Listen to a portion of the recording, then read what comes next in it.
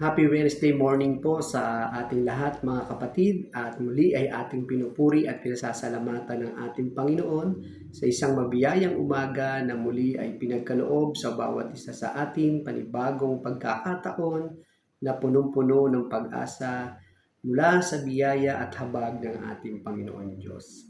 Sa umaga pong ito, tayo ay magpapatuloy sa ating online morning devotion, ang ating Grab Food for the Soul, our daily dose for the nourishment of our soul. Ating muling sisimulan ang ating umaga sa pamamagitan ng pagbubulay-bulay ng kanyang mga salita nang tayo ay makalakad sa isang mapayapang pamumuhay. Ang pamagat po ng ating pagbubulay-bulayan ngayon ay tungkol o tukso tungkol sa pagkain. Ang ating batayan talata ay ating masusumpungan sa Mateo, Kabanatang 4, talatang 3 hanggang 4. At ganito ang sinasabi ng salita ng ating Panginoon Diyos. Dumating ang Diablo at sinabi sa kanya, kung ikaw ang anak ng Diyos, gawin mo ngang tinapay ang mga batong ito. Ngunit sumagot ang ating Panginoong Hesus, nasusulat, hindi lamang sa tinapay nabubuhay ang tao, kundi sa bawat salitang nagmumula sa bibig ng Diyos. Salamat at purihin natin ang Panginoon Diyos sa ating pagbasa at pagkarinig ng kanyang mga banal na salita. Ang pagtukso sa ating Panginoong Hesus ay naganap sa panahong siya ay gutom na gutom dahil sa 40 days and 40 nights na pag-aayuno. na binanggit sa ating batayan talata na binasa natin kanina. Tunay po mga kapatid na sa panahon ng kahirapan at kabiguan, natutokso ang maraming tao na magtampo, mag-alinlangan, at mawalan ng tiwala sa ating Panginoon Diyos. Maaring iba sa atin dito na nakikinig, nanonood, ay nagkaroon ng ganitong karanasan na dumating sa panahon ng kahirapan, kabiguan, ay naroon na nagkaroon ng pagtatampo, pag-aalinlangan, o nawalan ng tiwala sa ating Panginoon Diyos. Sa panahong tayo'y mahina, talagang diyan umaatake ang ating kaaway. The enemy attacks us at our weakest point. Talagang pag nakita ng ating kaaway na tayo ay mahina, dumarating tayo sa pagtatampo at pag-aalinlangan sa magagawa ng Diyos sa buhay natin, lalo na sa panahon ng mga kahirapan, kabiguan, doon umaatake ang ating kaaway. Ibig sabihin po, kung paanong di natutulog ang ating Panginoon Diyos. Ganon din ang ating kaaway. Gising siya 24/7. Naghihintay lamang siya ng pagkakataon o tiyempo, kaya't kailangan din tayong manatiling handa 24/7. Kaya nga po ang sabi sa unang Pedro, Kabanatang 5, Talatang 8, maging handa kayo at magbantay. Ang dyablo, ang kaaway ninyo ay parang leyong umuungal at aali-aligid na naghahanap ng malalapa. Kaya umaatungal ang leyon ay nananakot at nananawagan ng mga kasamang lalapa sa kanyang biktima. So kumbaga, nagbibigay siya ng pansin, tumatawag siya ng pansin, kaya siya umaatungal doon sa kanyang mga kasama upang meron siyang mga makasama na lalapain yung kanyang naging biktima. At isa sa ugali ng mga leyong ito ay tinotorture muna ang biktima bago tuluyang lapain. Kunwari ay pinababayaang makatakas, ngunit muling hahabulin hanggang sa ito ay tuluyan ng lapain. Tinukso ang ating Panginoong Hesus tungkol sa basic needs, katulad ng pagkain, pananamit, at tirahan. Sa ating pagbubulay-bulay, ang ginamit na panunukso ay ang pagkain na sinabi po sa Mateo 4:3. Dumating ang dyablo at sinabi sa kanya, kung ikaw ang anak ng Diyos, gawin mo ngang tinapay ang mga batong ito. Sapagkat alam ng dyablo ng ating Panginoong Hesus sa kanyang 40 days and 40 nights na pag-aayuno, sa kanyang kalagayan bilang nagkatawang tao ay talagang nakakaranas na ng gutom.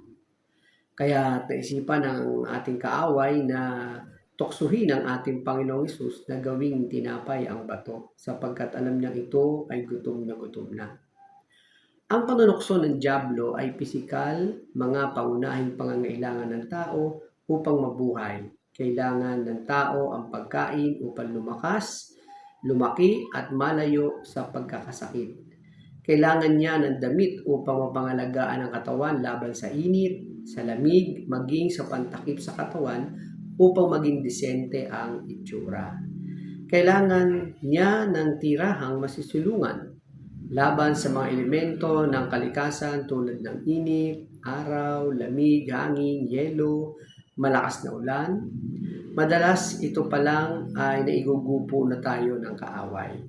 So maraming mga tao at alam ng ating kaaway na isa sa mga weakest point ng tao ay yung mga basic needs at kailangan talaga natin, kaya basic needs yun, ano? At doon na nagpe-penetrate ang ating kaaway upang siya ay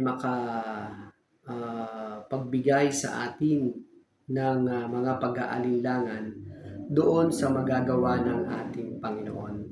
Pansinin natin ang ating Panginoong Hesus. Nilabanan ng Panginoong Hesus ang tuksong ito sa pamamaraan ng pagsasabing sa Matthew 4:4. Ngunit sumagot ang ating Panginoong Hesus na susulat, hindi lamang sa tinapay na bubuhay ang tao, kundi sa bawat salitang nagmumula sa bibig ng Diyos. Dito po ay pinalutang ng ating Panginoong Hesus ang tungkol sa tunay na kalikasan ng tao at yung tao at kapwa ay physical and spiritual being. Ang ating kaaway ay totoong manliling lang, kaya abala ang ating kaaway upang tayo ay kanyang malapa. Kaya ang babala ng ating Panginoong Hesus sa Matthew 10:16, tingnan ninyo, isinusugo kayo na parang tupa sa gitna ng mga asong gubat. Kaya't maging matalino kayong gaya ng ahas, maamo kayo na gaya ng kalapati. Ang kaaway nating espiritual o kaaway natin sa kalagayang espiritual ay hindi lamang nag-iisa. Marami sila na naising tayo ay magupo at lapain upang tayo mawalay sa kamay ng ating Panginoon. Kaya't ang wika ng lingkod ng Panginoon na si Apostol Pablo sa Ephesians 6:12, sapagkat hindi tayo nakikipaglaban sa mga tao, kundi sa mga pinuno, sa mga makapangyarihan, sa mga tagapamahala ng kadiliman, umiiral sa sanlibutan ito sa mga hubong espiritual ng kasamaan sa himpapawid. Malakas ang ating kaaway, kaya kailangan natin ang matala sa sandata upang ipanlaban ang salita ng ating Panginoon Diyos. Tunay na makapangyarihan ang ating Panginoon.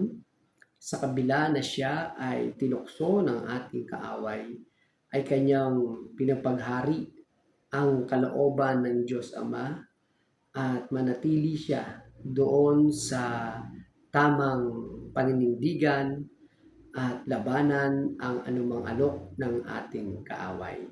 Sa ating pong lipunan ngayon at sa ating mga kalalagayan, sa patuloy nating nararanasang kahirapan ng buhay, pagbagsak ng ating ekonomiya at pagtaas ng mga bilihin at marami pang mga pangyayari sa ating lipunan na tunay na nakapagdudulot ng panlulumo sa kalagayang mga pangangailangan ng maraming tao, at marami tuloy dito ang napipilitan na gumawa ng mga maling bagay sapagkat ito ang nais ng ating kaaway.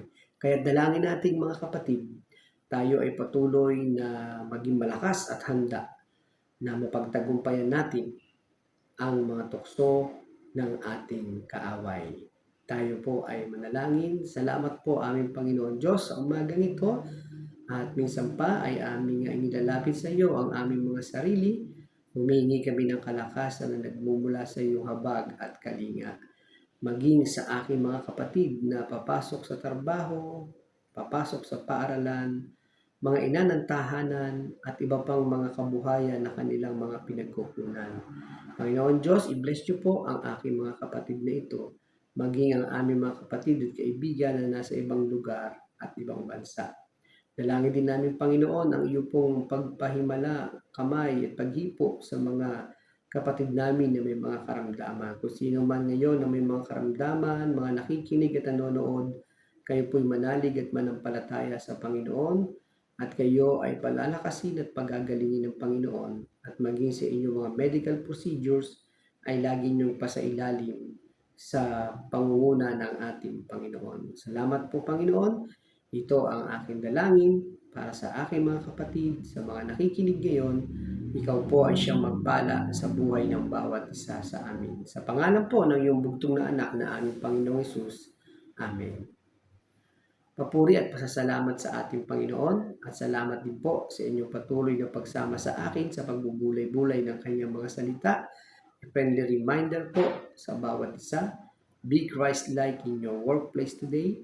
Umayo at maglingkod.